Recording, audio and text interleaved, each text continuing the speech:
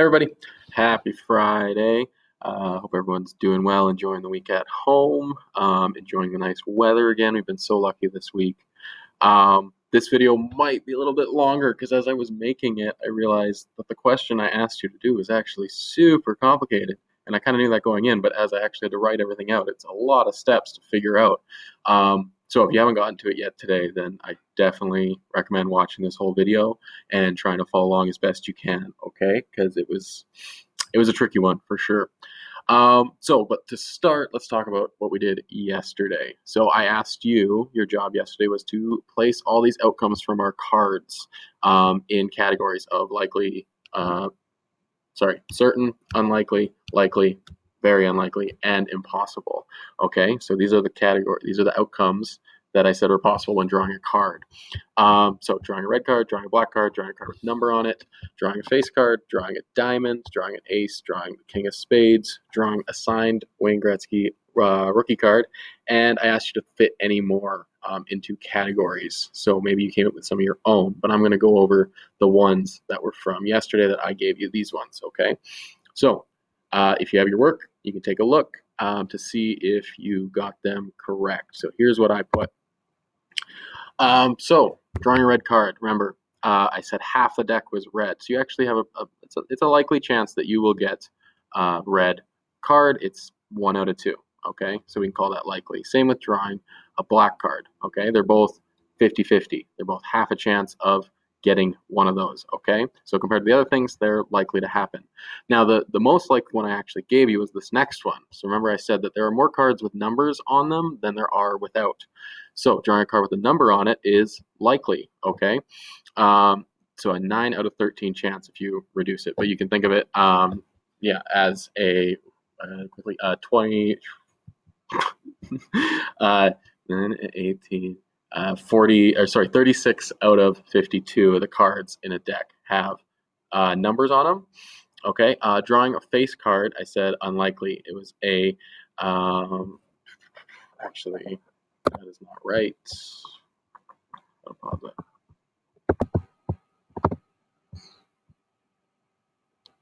Okay. Sorry, just had to fix something because I realized I made a mistake in my own presentation because I forgot about something very important when we're talking about cards. So drawing a card with a number on it is likely, 9 out of 13 chance is what I put. Drawing a face card, I said is unlikely. And originally, if you were quick and you noticed, I actually had a 4 here. I said 4 out of 13 chance because I thought these had to be, that was a full deck. What I forgot was I didn't count the aces because aces are kind of a weird thing. They don't have numbers on them and they're not face cards. So they are their own thing, which is one of the outcomes that I had a couple down from this. Okay, so face cards, 3 different types of face cards. There's the jacks, the queens, the kings. So there's 12 face cards in a deck. So it's not very likely that you will draw one. Okay, so you can say 12 out of 52, which is the same as 3 out of 13. Okay, drawing a diamond is pretty unlikely. A quarter of the deck are diamonds, so it's a better chance than drawing a face card, but still pretty unlikely because there's 3/4 of the deck that aren't diamonds. Drawing an ace. So remember, there's only 4 aces in the deck, so you have a 1 in 13 chance of drawing an ace. Not very likely. I actually put this one, so this is the first one I said very unlikely. Okay, drawing the king of spades, another very unlikely, even worse chances than the ace because it's even more specific. There's only one of those, so 1 out of 52 chances. Drawing a signed rookie Wayne Gretzky card, I hope everyone got this one. That was impossible, okay? If you had my deck of cards that I was showing yesterday, it'd be impossible to draw that. So 0 out of 52. It will never happen. I could draw cards all day long. None of them are going to turn into a signed rookie Wayne Gretzky card, okay? So hopefully you've thought of some, and hopefully that made sense. These were the important words, okay? I wanted you to identify what of these were likely, which were unlikely, what was very unlikely, and what was impossible, okay? Okay, but moving on to today, and like I said, this might be a long one. I'm going to do my best to explain. So remember, big ideas from probability this week is that it's all about the chance of different outcomes happening. We are talking about outcomes that are certain, likely, unlikely, or impossible, and we are writing probability as fractions. So the number on the top of your fraction is a number of outcomes that you actually want to happen, and the number on the bottom is the total number of possible outcomes, so all the things that could happen. Okay? So today, we're at part 5, okay? We are looking at probability when it changes, or how much it can change when you add another variable. And I bolded this word because that's a new fancy math word for us. So a variable. So a variable is something that is an unknown part of a math problem, okay? Some of you back in multiplication and division were actually using variables when we had those number tiles. If you remember, a couple of you that were really strong were using those, and those were variables because you could change the number to make the question different. When you get into algebra, you'll be doing lots of variables, where that's why you sometimes see in problems there's an x. That's called a variable because it changes. So when we're talking about probability, the unknown part is what we are rolling, or what we are spinning, or what we are flipping, okay? That could change. So far, every probability problem we've done has just had one variable. So we've done it with just one die, or one deck of cards, or one coin, okay? So it's much simpler when it's just one thing. But today I asked you to think about what would change if we added another variable, okay? So today we're talking about 2 dice, okay? So when you play lots of games, you play Monopoly, you're not rolling not just one, but you're rolling 2 dice, okay? So that changes the probability a lot. You might be thinking right now, well, it probably doesn't change it that much because we already knew what the probability of 1 die was, and that was just 1 out of 6 for any given number.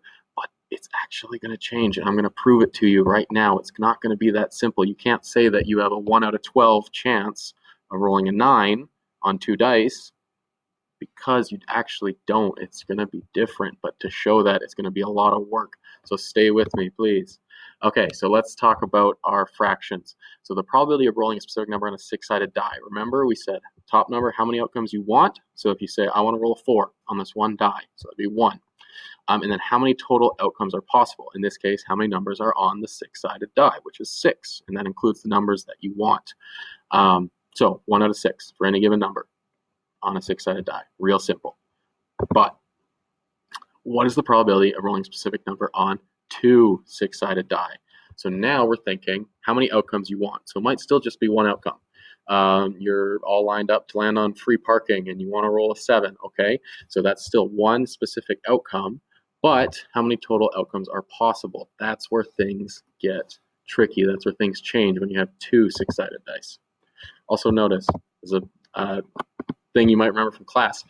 Now that we're talking about more than one, I'm saying dice. Okay, that's correct. Okay, if you have just one, it's a die. If you have more than one, it's dice. Okay, it's like mouse and mice. So just in case you noticed that. So the possible outcomes. You might think there's only 12, right? There's 2 dice. Each one has 6 sides. There's only 12 possible outcomes. But we actually need to break down every outcome in a more specific way to determine the actual probability. So how we're going to do that? We need to consider, another big math word, look at the bolded word, all the possible combinations, okay? That's a math word. So a combination is when we put 2 variables together. So think about like a combination lock, if you had it on your locker. So that's 2, sometimes 3 variables all put together in different combinations. And the more combinations you have, or the more different variables you have to make a combination, the harder the probability is that it's actually going to happen. So when we have 2, it's actually going to be much more difficult to roll a specific number than it was when it was just 1. So 2 6-sided dice, when rolled, have 36 possible combinations, but not all of them are equal probabilities. So to determine this, the easiest way is to make a chart. So you're going to see a whole bunch of charts that I've made to show you not only the 36 possible combinations of rolling 2 dice, but where the probabilities are going to fall. So how many outcomes are possible. Okay, so here's our chart.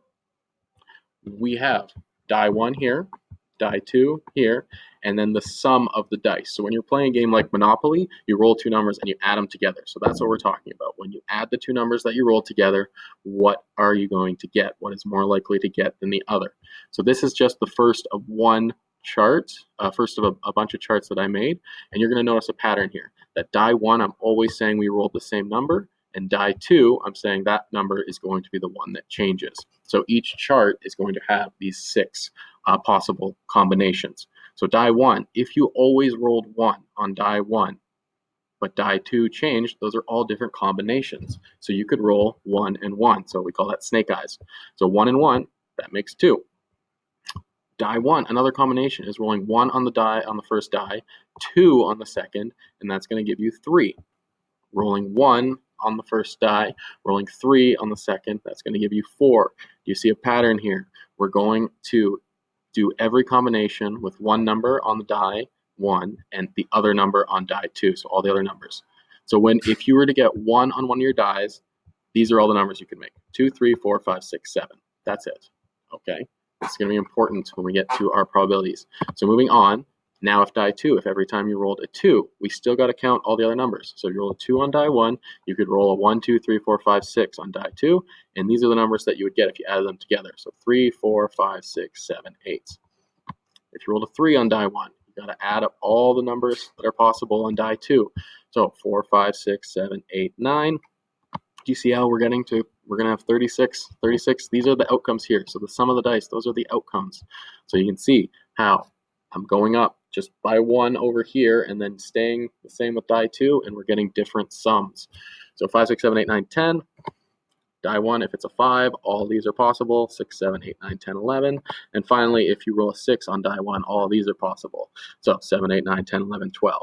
Okay, so think right now.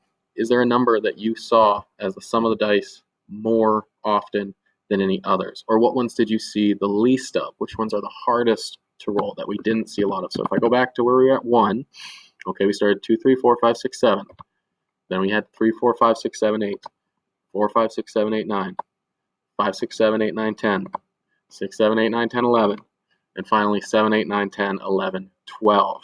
So what numbers did we not see very much of? What number did we see the most of? Can you figure it out? Take a second to think. If you read our week plan, I told you actually one of those answers. But we're going to move on. So our outcomes. So if we take all the times we saw all those numbers pop up, if we go back and count all the ways you can get a sum, here's what you get. So all the different combinations. So 1, we did not see 1 anytime. You cannot possibly, if you're adding the numbers, you can't roll a 1 because the smallest number you can get is 2. So we saw 2 once. The only way to make 2 is to get snake eyes, 1 and 1. We saw 3 2 times, okay? So you have a 1 on one die and a 2 on the other, or vice versa. So the first die was a 1, second die was a 2, or the first die was a 2, second die was a 1. Okay, we saw 4 3 times. So you can do that. Same thing, 1 and 3, 3 and 1, or 2 and 2. 5 is 4 times. Do you notice a pattern that as the numbers, we're getting more outcomes, which means it's more likely to roll some of these numbers than other.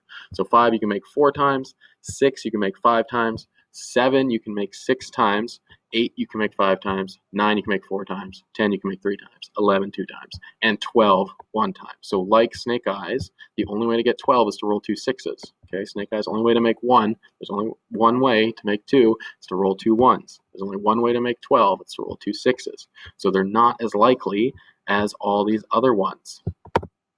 Okay, so I just proved it to you. If you take all these outcomes, 4 plus 3 plus 2 plus 1 plus 4 plus 5 plus 6 plus 5 plus 3 plus 2 plus 1 plus 0, you're going to get 36, okay? You're welcome to pause it here and do the math yourself and add it and double check it, but I'm promising you there are 36 outcomes. But the more times one can possibly occur, the better the probability. So what numbers are you most likely to roll when rolling 2 dice? What numbers are the least likely? Okay, so if we take a look at this, how many times? So these are all the combinations.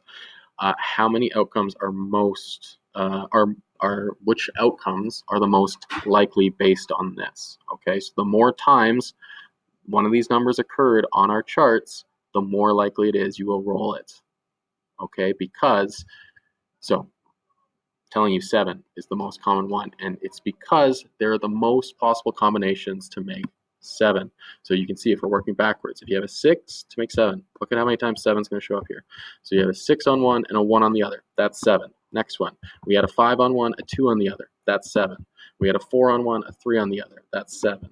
A 3 on one and a 4 on one. That's 7. A 2 on one, a 5 on one. That's 7.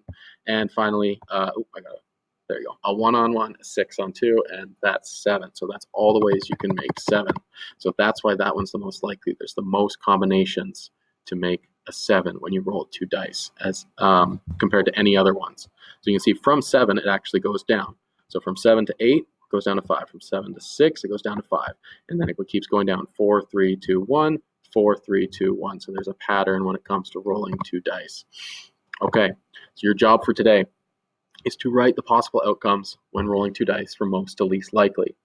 And the numbers with the more possible combinations are the most likely. So what I'm going to do is I'm going to leave it onto here, and I'm going to leave this up, and you can take a look. What number are you most likely to roll when rolling 2 dice? And then count them down all the way to the least likely one. You could even include the impossible one that's on here, the one that has 0 times ever showing up, okay? So I'm not sure how long this video was. It feels like it was a bit of a long one. It feels like it was a lot of stuff to take in. I hope it makes sense. If it's struggling, just watch the video, and we'll move on.